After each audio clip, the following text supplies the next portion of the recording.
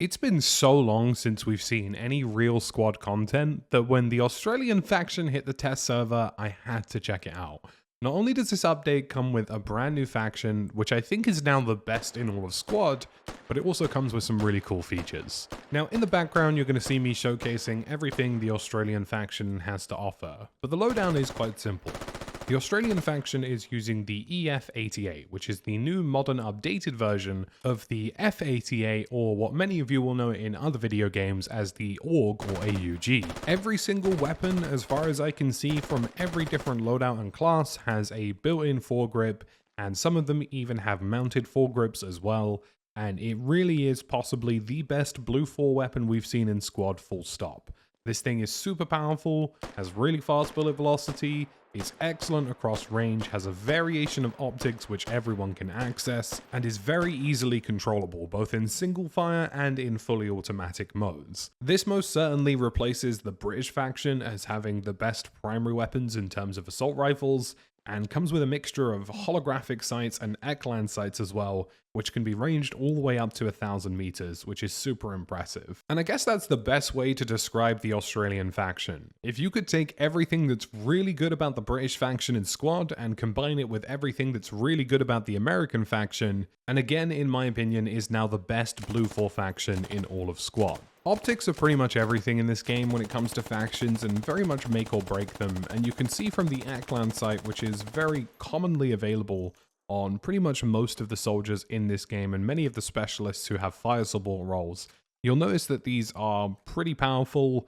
very clean, very accurate, and very stable, and form a fantastic basis for the rest of the equipment. Speaking of more specialized roles, there isn't too much to talk about here, but some good stuff, generally speaking. The anti-tank weaponry is pretty much exactly identical to the anti-tank weaponry of the American faction, including the heavy anti-tank section, which is the M3 MAAWS tandem heavy anti-tank launcher. If you're a heavy or light machine gunner, you're going to be happy here as well.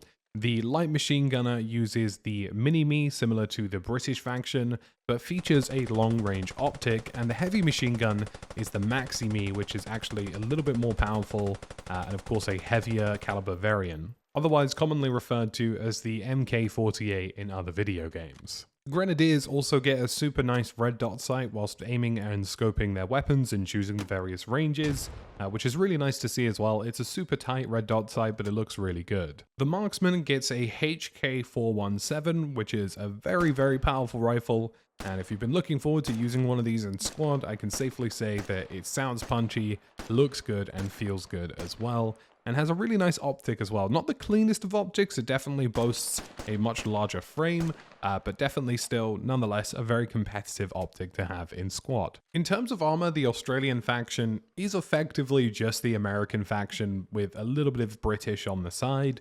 It features the M1 Abrams tank, of course, and as far as I can tell, it's pretty much a copy-paste from the American tank, but with a different camo overlay.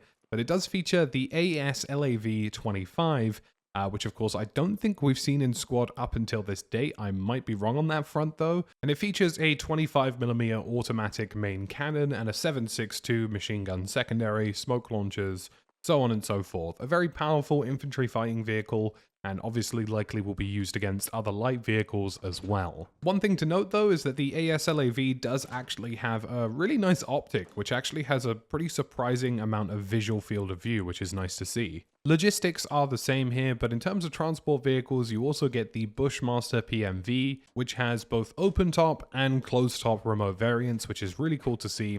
And interestingly, the Australian faction comes with a combination of both the Black Hawk helicopter and the MRH-90 helicopter. So two actual separate variants of helicopters for this faction, which will be a little confusing because I don't think we've seen that very often in this game so far, but it does afford people some options as well in terms of what they're using.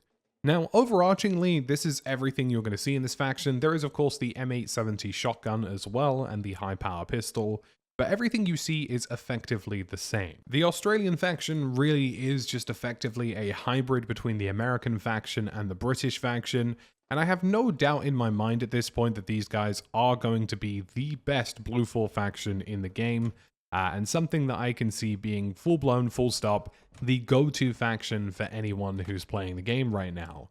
They definitely have the most powerful equipment in terms of their assault rifles. They've got the best modern equipment in terms of anti-vehicle, I would say, as well.